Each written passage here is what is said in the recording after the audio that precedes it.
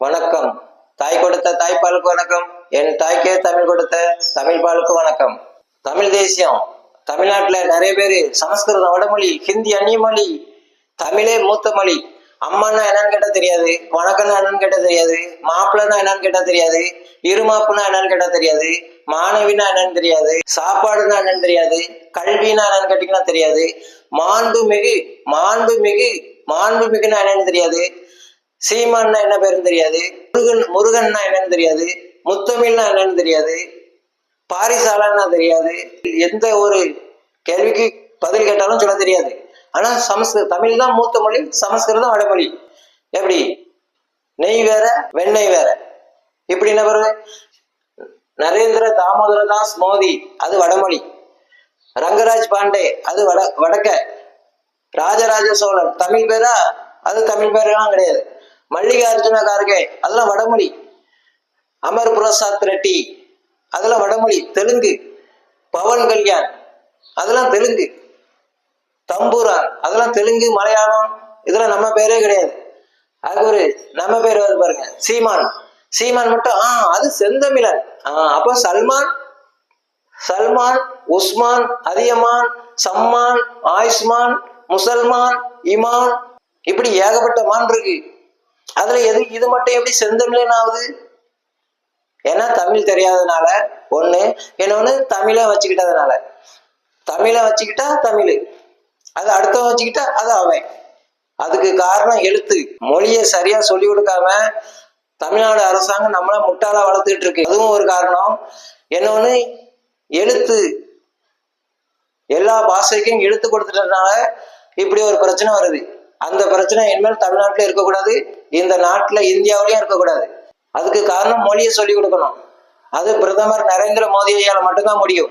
இந்த திராவிட அரசாங்கம் தமிழ் தேசியம்னா வெறும் பொய், ஒரு உண்மை கிடையாது. அதே மாதிரி பகாபதத்துல பிரிச்சிங்கன்னா நட்டா, பிட்டு, சுடலை, முருகு இது பிரிக்க முடியாது. இந்த 3 நிலையில தான் பேர் வைக்க முடியும். இது தெரிஞ்சாதான் மொழி. மனுஷன் இதை கத்து கொடுத்தாதான் அரசாங்கம். இல்லைன்னா கோர்ட்டு நிறைஞ்சி, சிறைச்சாலை நிறைஞ்சி, போலீஸ் ஸ்டேஷன் நிறைஞ்சி எல்லாரும் கை கட்டி நின்று வாழ வேண்டியதான். இங்க யாரும் தனித்தன்மையோட நின்று வாழ முடியாது. மொழி தெரியலன்னா பிறகு அவன் மிருகம் தானே, சண்டை போட்டு தான் நடக்கும். மொழி வரி கூடவே கூடாது. எதுக்காக இப்படி பேர் வச்சிருக்காங்க அப்படின்னா, இந்த மொழியை காப்பாற்றணும் அப்படிங்கிறதுக்காகத்தான், இந்த மொழியை அழிஞ்சிடக்கூடாது அப்படிங்கிறதுக்காகத்தான் இந்த மாதிரி பேர் வச்சிருக்காங்க. நரேந்திர மோடி ஐயா பேரு, அவங்களோட அப்பா பேரு, அவங்களோட அம்மா பேரு, இதெல்லாம் பகுபதம் பகாபதத்துல வரக்கூடியது. எல்லா பேருமே அப்படிதான் இருக்கும். எதுக்கு அப்படின்னா மொழி அழிச்சிடக்கூடாது அப்படிங்கிறதுக்காகவும், கோயில்ல மந்திரம் வச்சிருக்கு அப்படின்னா இந்த மொழி அழிஞ்சிடக்கூடாது அப்படிங்கிறது. கோயில்ல மந்திரம் இருக்கிறதும் ஒண்ணு, கும்பகலசத்துல இருக்கிற நவதானியம் எப்படியோ அப்படி கோயில்ல மந்திர சொல்லும் ஒண்ணு. ஆனா இந்த தமிழ் தேசியம் எங்க போய் நிக்க பத்தில, நேரா கோயில போய் அன்னை மொழியில நொட்டணும் அப்படின்னு போய் நிற்கும். எதுக்குன்னா அந்த மொழி அழிக்கணும். மொழி அழிக்கிறது தான் தமிழ் தேசியத்தோட வேலை, மொழி அழிக்கிறது தான்.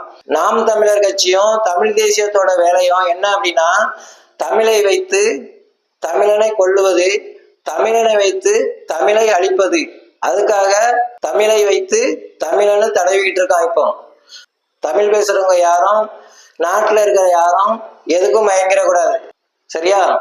தமிழ் தேசியத்துக்கு ஒரே ஒரு விஷயத்தான், உனக்கு உண்மையிலேயே தமிழ்நாடு மேல அக்கறை, தமிழ் மேல அக்கறை, தமிழர்கள் மேல அக்கறை அப்படின்னா, நாம் தமிழர் கட்சி ஆட்சிக்கு வந்ததுன்னா தமிழ்ல பேர வச்சவங்களுக்கு தான் அரசு பணி வழங்கப்படும் அப்படிங்கிற அறிவிச்சுட்டு அடுத்த வேலைப்பார்.